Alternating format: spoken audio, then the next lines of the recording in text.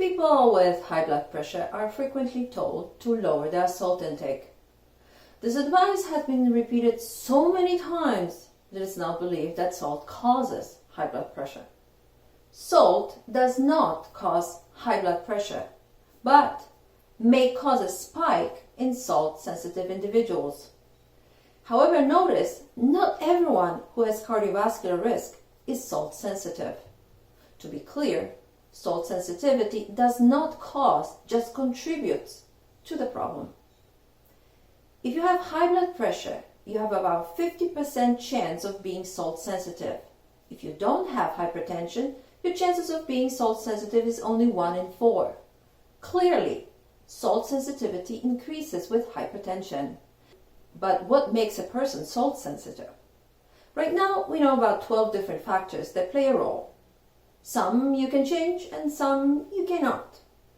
Here are 5 non-modifiable factors. 1. Gender. This is when being a male is actually favorable, as women have a higher risk of developing salt sensitivity. 2. Ethnicity. The biggest brunt lies on African Americans.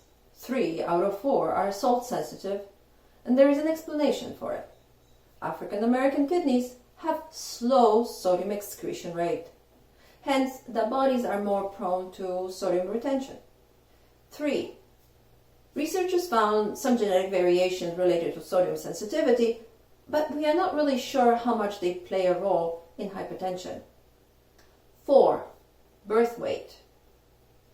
You would think that how much you weigh at birth should not have any bearing on hypertension in adult life, but apparently it does. Studies show that 42% of underweight babies become salt sensitive. The speculation is salt sensitivity in this case is due to low kidney mass at birth. Kidneys are the key organs responsible for sodium excretion. 5. Age. Apparently time on earth matters as well. After the age of 45, more people develop salt sensitivity. So these were 5 non-modifiable factors: gender, ethnicity, genes, birth weight, and age. If you are a 40-plus African American woman born as a preemie with a specific salt-sensitive genetic variant, you are especially susceptible. But even being subject to these 5 factors doesn't mean you have to end up with high blood pressure, because there are 7 factors that you can change to reduce salt sensitivity. Here they are. 1. Impaired fasting glucose. This is especially true in the younger population, people between 20 and 40 years old. Fasting glucose can be lowered with diet, even in diabetics. 2. Insulin resistance.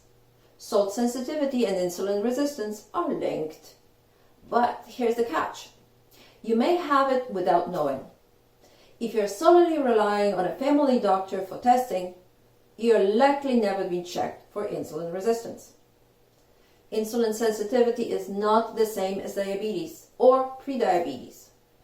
To detect insulin resistance, you need HOMA, which is not a routine screen. Insulin resistance is reversible, but that requires lifestyle changes. 3. Elevated triglycerides. High triglycerides is a plague among middle-aged population, and it's one of the strongest predictors of cardiovascular risk. But rest assured, it has nothing to do with heredity. High triglycerides can be easily managed by eating lower carbs. 4. Existing hypertension. Existing hypertension doubles the chances of salt sensitivity. But to reverse hypertension, you need to reverse insulin resistance first. And that you can do with diet and exercise. 5. Chronic kidney disease. Poor kidney function is not only a primary driver for salt retention. Kidney disease also magnifies salt sensitivity.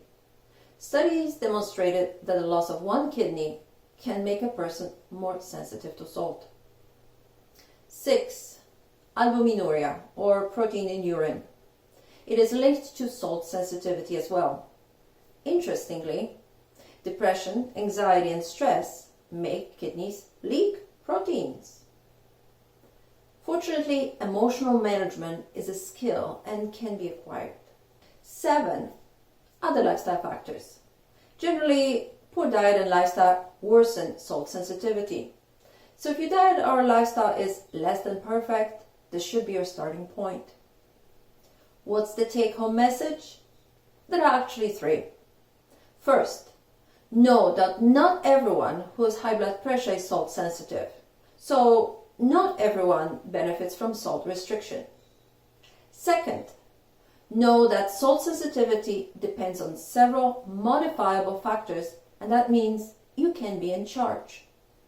Third, consider that salt sensitivity may not be the cause, but actually the end effect of already existing physiological imbalances, and that salt reduction alone may not reverse your cardiovascular risk or make your heart healthier.